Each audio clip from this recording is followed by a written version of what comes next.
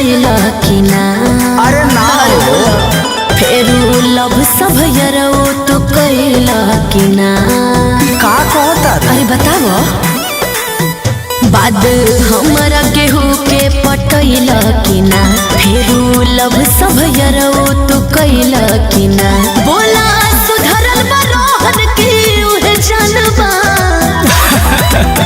ए भतार वाली माल तोहर का हाल बा? बच्चू मच खले ये जान भइल 2 साल बा।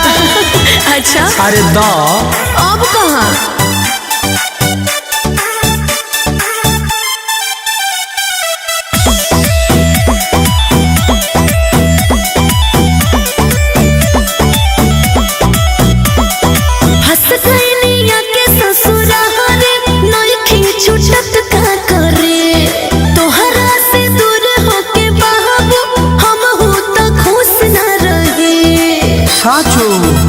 हे बाबू का करे कि पियावा पहिलो जब से सुबनिया हमके याद न कइलू हो।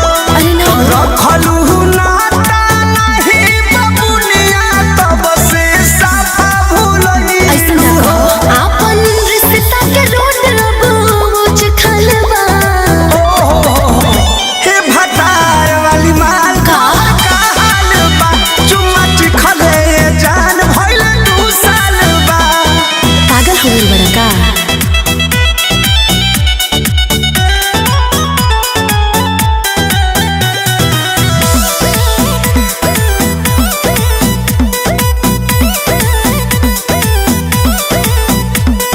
छोटो शुभम सुना बतिया जवन भइल हो गइल पर मुद हो प्यार के निशानी बा हमारा दिल में घायल। तो हम जानत रही ए बाबू सुना हम बड़ी याद करेला। अब